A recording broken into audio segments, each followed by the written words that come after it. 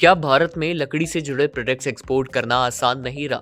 क्या सरकार ने अचानक रिस्ट्रिक्शंस लगाकर एक्सपोर्टर्स के लिए मुश्किलें बढ़ा दी है या इसके पीछे कोई बड़ा इकोनॉमिक रीजन छुपा है? दरअसल गवर्नमेंट ऑफ इंडिया ने वुड बेस्ड प्रोडक्ट्स के एक्सपोर्ट रूल्स पर बड़ा बदलाव कर दिया गया है। अब वुड ब्रिक्वेट, सॉ डस्ट और वुड वेस्ट जैसे प्रोडक्ट्स के एक्सपोर्ट को लेकर नई पॉलिसी लागू कर दी गई है, जिसमें पहले के मुकाबले नियम काफी बदले हैं।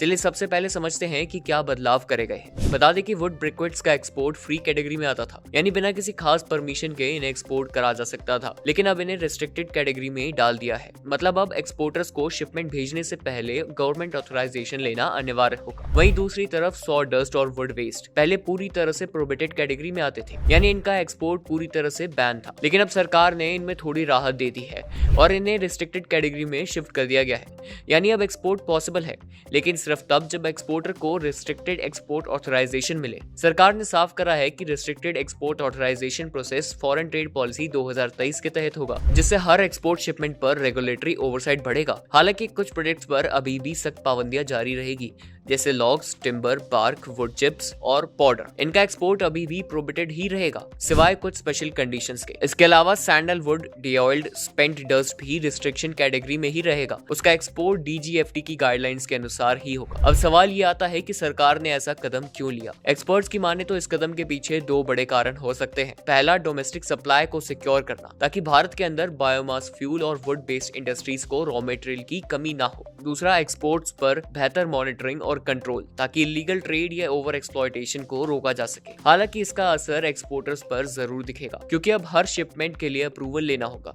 जिससे प्रोसेस थोड़ा स्लो और कंप्लायंस हैवी हो सकता है। आसान शब्दों में कहे तो भारत अब वुड बेस्ड एक्सपोर्ट्स को कंप्लीटली फ्री नहीं छोड़ना चाहता, बल्कि डोमेस्टिक नीड और ग्लोबल ट्रेड के बीच बैलेंस बनाना चाहता है। अब आने वाले समय में देखना ये होगा कि ये पॉलिसी एक्सपोर्टर्स के लिए अपॉर्चुनिटी बनती है या कोई चैलेंज।